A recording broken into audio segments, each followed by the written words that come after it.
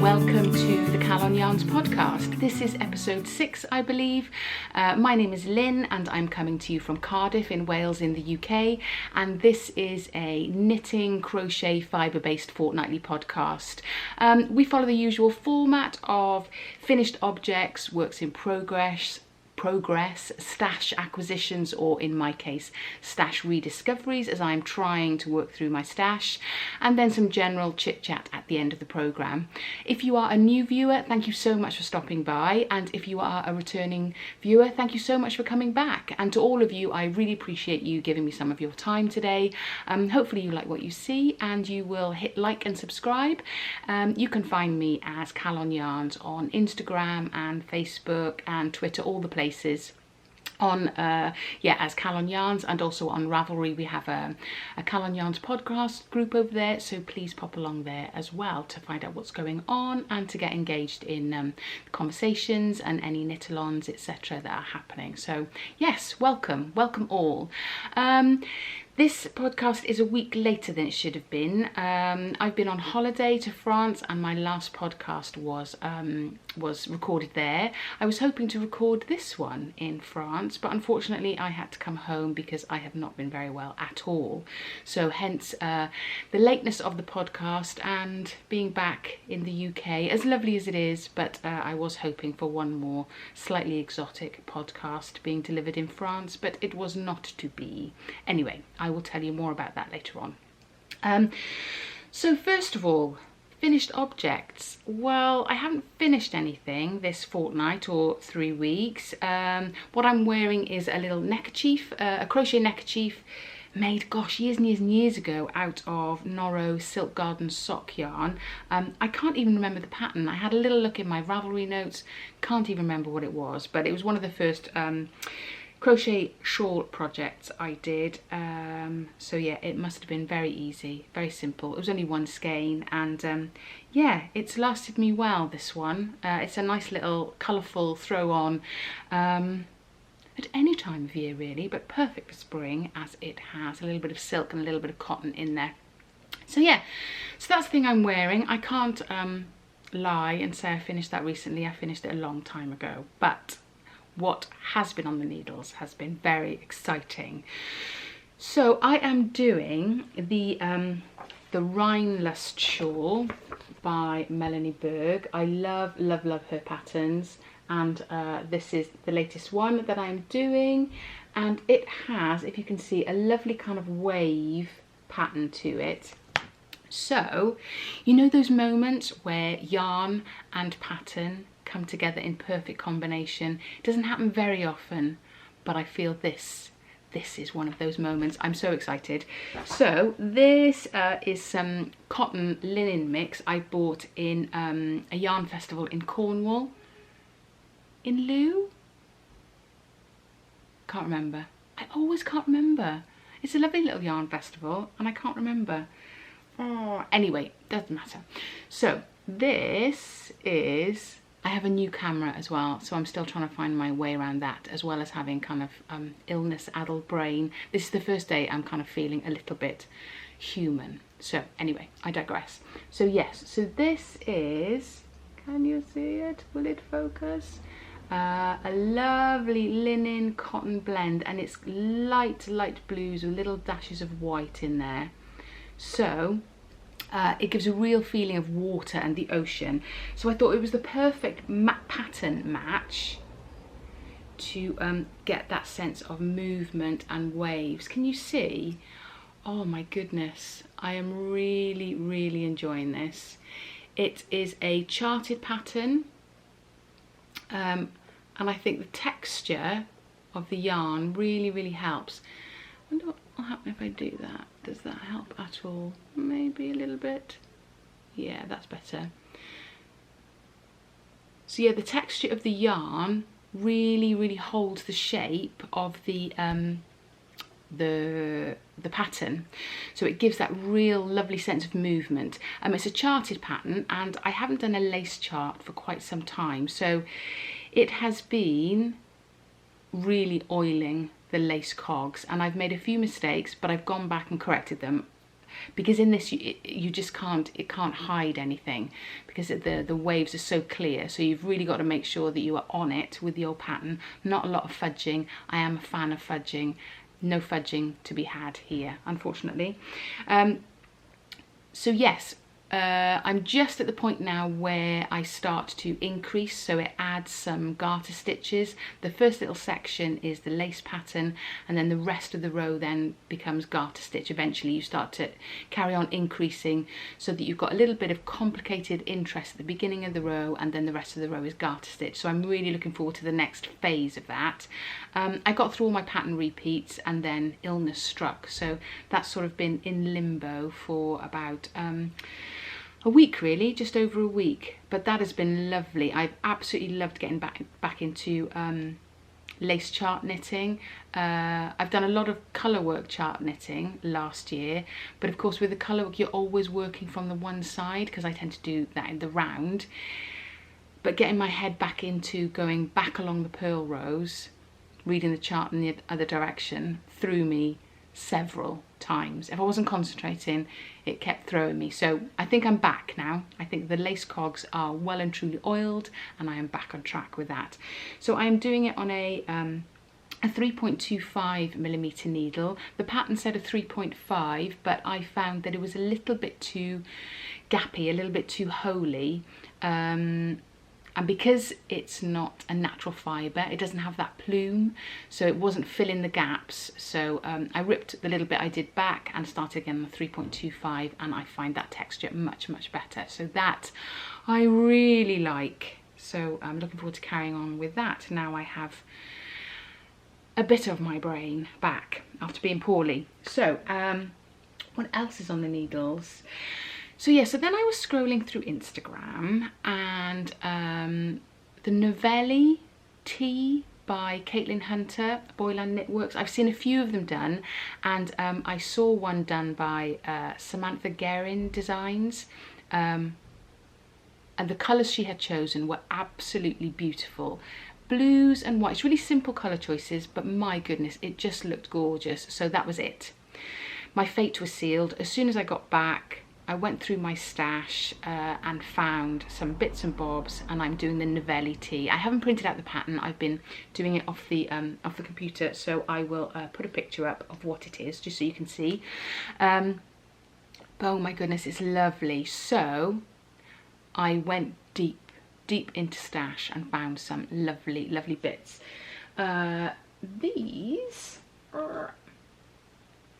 So this was a ball of opal sock yarn that was kind of a lilac colour, and I didn't really like it, so I over-dyed it with some navy and some black, and I really, really like the colour now. So it's got little touches of blue in there, little touches of lilac still in there.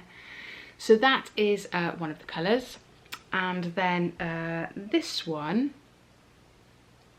again is a speckled yarn, and this is we had my yarn buddies and I, we had a little bit of a dyeing experimental day, and we did a friendship yarn skein dye. So we put 5 skeins of yarn in the pot, and we all added our little sprinkles or little colour, so that we really liked. So it's a really, really random blend of colours, but has come up really nicely. So that is becoming the pattern bit. And then this one is, it was a shawl I crocheted, a sock, 4-ply sock yarn shawl I crocheted a long time ago, and I really didn't wear much. It had a nice beaded edging, but wasn't really me, so I've pulled that back, and that's going to be my main colour. So these 3 together I thought were quite a nice little combination, and what is happening is really, really nice. I've only done a little section. Well, I've done this section twice because I wasn't really happy with the gauge. So yeah, just working on those 2 colours for the moment, but I very much like the effect. Yeah, so yeah, carrying on with that. So it's the Navelli tee, as I say, by Caitlin Hunter. It should be on a 3.25, but I was finding that gauge a little bit too narrow, a little bit too small. I was getting about 28 stitches and you should be getting about 24. So I went up to, I ripped it all back. How good am I? I ripped it all back and started on a 3.5 for the main body of the piece, and that's working out a lot better. I'm getting gauge, and because I'm between sizes, it's quite an oversized piece anyway. It doesn't really matter that it might be a little bit bigger than it's supposed to be, because there's lots of negative ease in it anyway. So yeah, I'm quite happy with ploughing on and seeing what happens there. So that's been really nice. Really, really nice to get back into colour work as well. Even though the weather has been quite warm, I've enjoyed kind of getting back into that colour work charting, and I just find it so absorbing, really. And therefore, I've started to line up my autumn projects. So I was lucky enough to be in Oslo in January with work, and so I managed to work out, I should do this as a tour, I've managed to work out a brilliant Oslo wool walk of getting around quite a few wool shops and taking in some sights of Oslo along the way. It's a day's walk, but what a joy, what a joy. So yeah, I spent about a day and a half on Google Maps to try and work out how I could best use my time.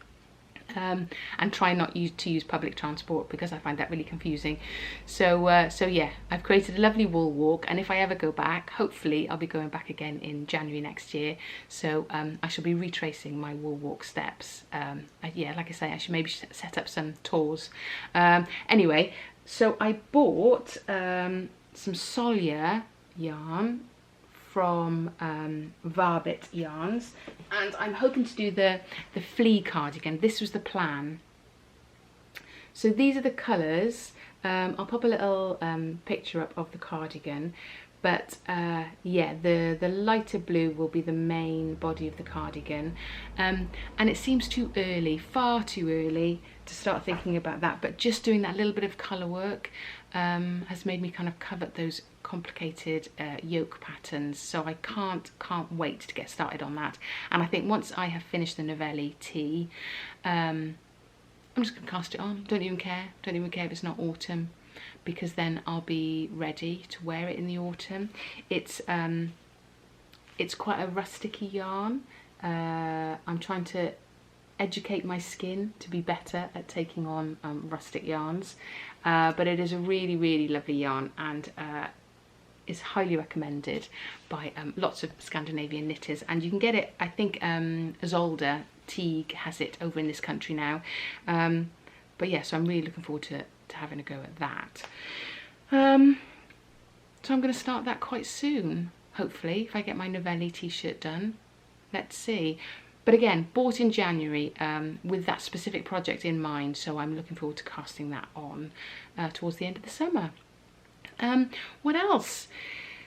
Nothing really. It always gets a bit quiet knitting wise over the summer. I took quite a few projects with me. I took a crochet blanket that's clearly been tucked away since last summer. I couldn't even remember what it was, so thank you so much if you gave me a shout out. It was the Attic 24 cozy stripe blanket. So I managed to reboot that pattern, and I didn't get any done, as I say, because I was too poorly, but at least now I know what it is. I can kind of crack on with that and hopefully get a bit more of that done by the end of the summer. So yeah, that's it for knitting and crochet. It'll be quite a short episode this week, I think, because I'm still kind of getting back to knitting health and physical health. So that's all the knitting content for this week. So if you're leaving us here, thank you so much for stopping by. Next week we'll be back to a proper, more full episode, I would hope.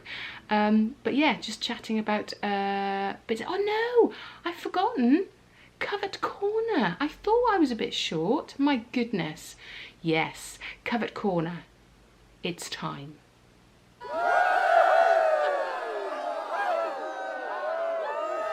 So, Covered Corner is where we discuss things that may have come across your Instagram feed or you've seen on Ravelry and you've thought, oh, if only I had the time, the energy, the yarn, the money to make that beautiful thing.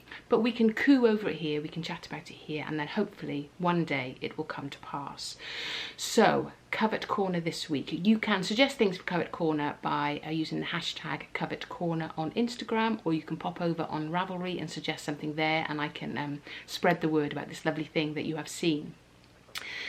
But my Covered Corner this week is the yarn dyer Dusty Dimples. I don't know if you've seen her stuff on Instagram or on the internet, but oh my goodness, she has been posting some beautiful, beautiful skeins of yarn this week, and I am on a yarn diet, but goodness me, there's some lovely stuff there. And she often uses TV shows as kind of inspirations, and one of the things has caught my eye, she's been doing some from Riverdale, and I love that TV show. It's absolute brilliant knitting, watching, absolute nonsense, but such fun. Anyway, she does Harry Potter themed things, she does, yeah, loads and loads of TV show stuff, so have a look at her stuff. I'll put some pictures up here, but have a look at her stuff. She is a UK based dyer and there are some beautiful, beautiful things to be had there. So if you know you might need a skein or two, I recommend having a look at her beautiful stuff. What else? The other thing that's caught my eye, not just this week, but for a long time now, everybody knows that I am a big fan of the ranunculus pattern by Knit Cafe Midori, and that uses a lace weight and a mohair weight together. And the ranunculus pattern is a beautiful, beautiful pattern, and I have done it a couple of times. But what has caught my eye in the same sort of vein is the Tin Can Knits Love Note jumper sweater. It's slightly cropped, but obviously you can do it longer, but that is very lovely. And I do have a beautiful combination of a lace weight and a mohair that I don't think I can do another ranunculus. I don't think I can bring myself to do another one, even though it's a wonderful, wonderful pattern. But I might just be able to eke it out to a love note. I'm not sure. It's got slightly longer sleeves. I might not have quite enough. But so many people are doing them and they are so lovely that that might have to find its way into one of my knitting bags pretty soon. But those two projects, the Dusty Dimples yarns and the Love Note sweater by Tin Can Knits, are lovely. So have a look at those. Do check them out. Yes. So now I think that's all the content done for knitting and crochet. So thank you so much for coming along. Next week, hopefully next podcast will be a little bit more, have a little bit more knitting content, because I will be back on track, I hope. But thanks for stopping by, and I will just chat about the last little bits of France and what I've been up to life-wise. So yeah, if you're sticking around, as I say, I've not been very well at all. Oh my goodness. You know, you have those phases in your life where you think, yeah, this is the illest I have ever been. And that was the illest I have ever been, I think. And oh, you feel so hard done by when you're on holiday and you should be having a nice time and relaxing and reading all the books and knitting all the things and drinking all the wine and eating all the cheese. Nope, it was not to be. I had a bit of a kidney infection, I think, that was sort of undiagnosed. I went to the doctors, but they didn't really find any infection. They did lots of tests. So I thought then it must be down to heat stroke, but I was shaking and temperature and trying to keep my temperature down and just sleeping and shivering and being sick and sweating and shivering. And it was just a vicious cycle.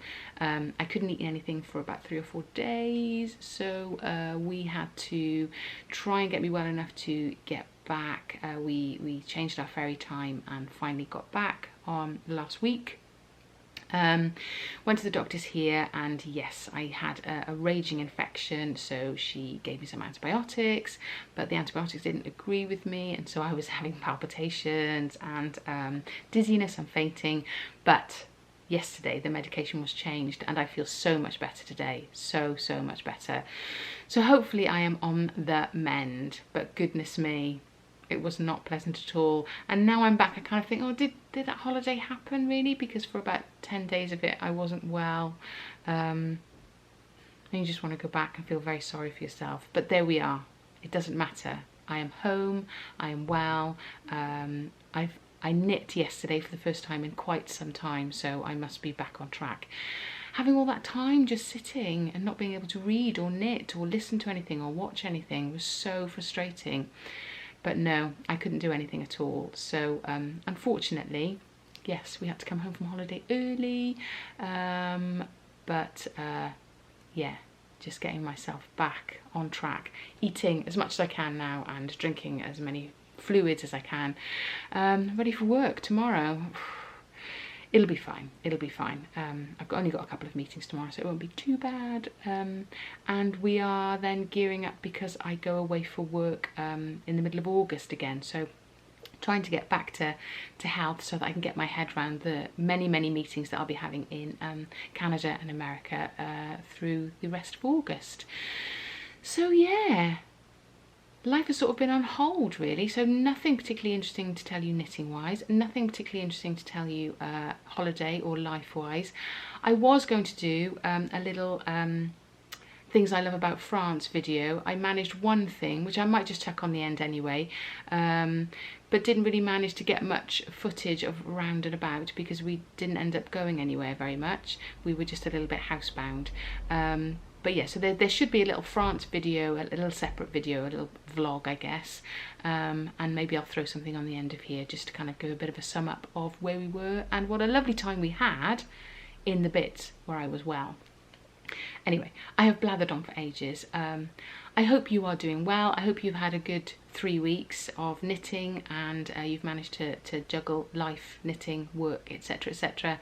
And yeah, are doing well, and I will see you in a couple of weeks time, hopefully a little bit more focused, a little bit more knitting have been done, and I can tell you some other bits and bobs that I'll be up to during the end of August.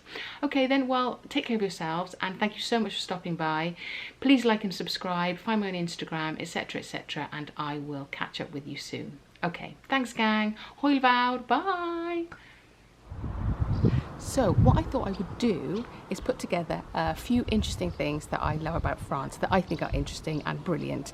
So I'm not going to talk about the obvious wonderful history and culture and people and language, etc, etc, etc. These are just a few things that are the best. And the one thing I love about France, one of the many things I love about France, is that they are very serious about bread. Bread is very important to them. You get fresh bread every day, and it's not just, you know, sliced bread, it is good fresh bread. So the bakery, the boulangerie, is very important. So you have to go to the boulangerie every day to get your bread. But what happens when the bakery is shut? Oh no! Well, the bread might be hard from yesterday, but today you can get fresh bread even when the bakery is closed with this. Come see, this is brilliant. So a bread machine. Yes, I kid you not. Look at this right now. Okay, can we see everything? Look, you can eat bread by card. That's how brilliant it is. Bread machine. €1. Here we go. So this is the button of dreams.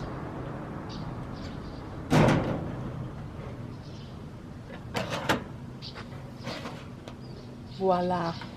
Oh my lord. Isn't that the best thing ever? French bread, the best.